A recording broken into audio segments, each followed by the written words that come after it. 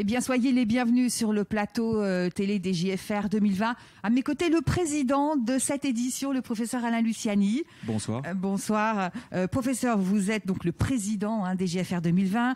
Vous êtes radiologue, chef du pôle au CHU Henri Mondor. On va consacrer cette interview aux bourses de recherche et on a le plaisir d'accueillir un des partenaires, Faisal Djeridan, qui est donc le président fondateur d'Olea Médical. Bonjour, Monsieur Djeridan. Bonjour Alain. Bonjour Faisal. Bonjour Françoise. Merci d'être avec nous. Alors, professeur Luciani, on peut peut-être rappeler en préambule ce que sont les bourses de recherche. Alors les bourses de recherche, elles existent depuis maintenant la fin des années 90. C'était une volonté de la SFR de soutenir les jeunes qui réalisent des travaux de recherche de master, de thèse d'université ou de post-doctorat pour les encourager à découvrir des choses, à travailler dans la recherche. Et chaque année, la SFR attribue entre 5 à 20 bourses de recherche en fonction des différents projets qui sont auditionnés par le comité recherche. Faisal Djeridan, je m'adresse à vous. Vous êtes un des fidèles partenaires de ces bourses de recherche. D'ailleurs, les bourses de recherche SFR, CERF, Alain Ramouni. Absolument. Voilà. Cette année encore, vous êtes associé à ces bourses de recherche. Pourquoi ? Alors, on le fait depuis assez longtemps. On y croit beaucoup. On pense que l'avenir, c'est la recherche et c'est les jeunes. Et il est tout naturel, même si cette année est une année compliquée pour tout le monde, de continuer de soutenir ces innovations. Parce que de cette recherche, de tous ces jeunes qui essaient de trouver des solutions pour faire avancer la radiologie et la médecine, naît des produits à un moment donné. Donc on y croit et on pense qu'il faut soutenir la recherche au tout début, au balbutiement, là où elle a le plus besoin d'aide. Professeur Alain Luciani, ils ne sont pas connus. Professeur Alain Luciani, c'est vous qui pilotez ces projets via un comité de recherche, c'est ça ? C'est ça, et cette année, je veux saluer le professeur Catherine Oppenheim et le professeur Laure Fournier qui ont vraiment drivé le jury, qui ont auditionné 29 candidatures. On en a retenu 19. 9 masters, 10 thèses ou post-doctorats, et la moitié de ces étudiants sont, à l'heure où on se parle, déjà partis à l'étranger. Heureusement, dans cette période où ils ont pu partir à l'étranger pour conduire leurs travaux de recherche, cette année aussi, c'est un exploit, et je veux les saluer aussi, ceux qui ont fait l'aventure de partir à l'étranger, malgré tout, pour porter ces projets de recherche. Quels sont ces projets ? De quel ordre sont-ils ?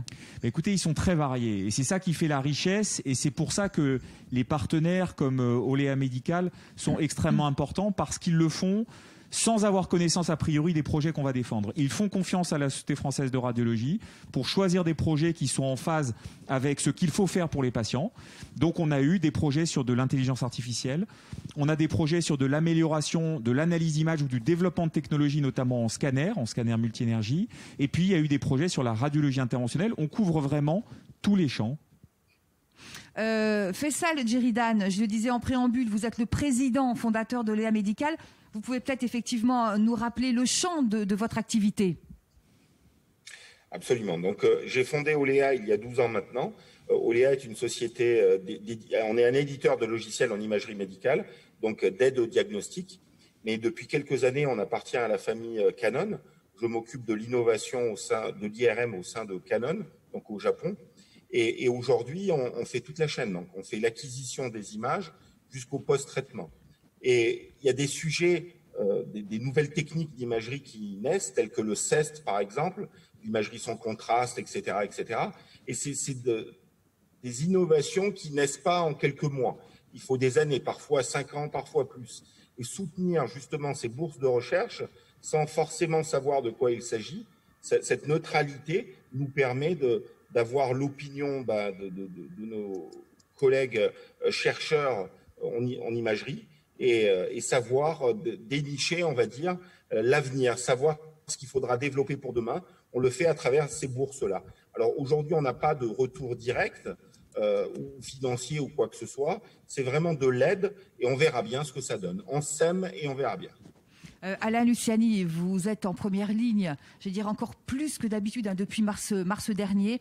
Avoir des solutions toujours plus performantes, surtout en période de crise sanitaire, c'est fondamental. Oui, on a vu d'ailleurs sur les thématiques, puisqu'on parle de traitement d'analyse d'image, un foisonnement sur les outils d'intelligence artificielle.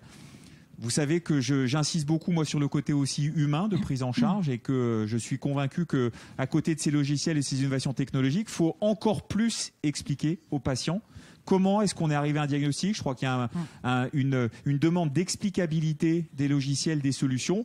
Et c'est pour ça que l'interaction entre des développeurs, y compris industriels, qui développent des solutions, des chercheurs, des radiologues qui les appliquent, est absolument essentielle pour qu'un produit soit non seulement performant, mais accepté par les patients, par les radiologues, pour être pleinement utilisé. Alors Faisal Djeridan, je vais vous donner le mot de la fin. Vous l'avez dit, l'avenir c'est la recherche, l'avenir c'est les jeunes. Vous travaillez déjà de toute façon avec des médecins et des chercheurs. Absolument, on est présent dans plus de 40 pays. On travaille avec les 400 plus grosses universités du monde aujourd'hui. Mais j'ai un attachement sentimental à Henri Mondor et en particulier à ces bourses qui sont les bourses Ramouni. C'est quelqu'un qui me tenait vraiment à cœur. C'est quelqu'un que j'estime et que j'estimerai toujours.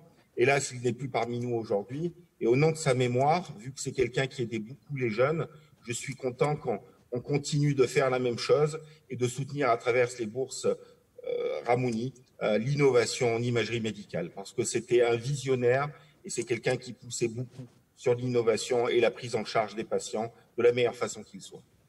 Alors, Alain Luciani, rendez-vous l'année prochaine parce que de toute façon, les bourses de recherche continuent avec l'édition de 2021. Là encore, il faut faire un appel à projet. Comment ça se passe ? Pour les jeunes, c'est maintenant qu'il faut commencer à s'y mettre parce que les dossiers de réponse pour les bourses, ça va commencer à partir de janvier l'année prochaine. Ça se clôturera en avril. Donc, commencez à phosphorer pour trouver de nouvelles idées, pour nous séduire, nous enthousiasmer et faire en sorte qu'on puisse continuer cette aventure. En tout cas, Faisal Djeridan, on vous remercie d'avoir été avec nous. Une bonne continuation à vous et bon courage pour toutes les solutions que vous allez développer.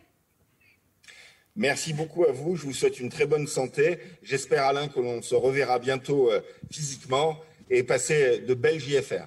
Merci pour tes paroles, merci beaucoup. Merci beaucoup, Monsieur Djeridan. Monsieur le Président, on va se quitter pour aujourd'hui. Oui. On se retrouve demain. Avec plaisir. Avec plaisir. Merci à vous. Merci de nous avoir suivis et à venir d'autres entretiens depuis le plateau des Journées francophones de la radiologie, édition 2020.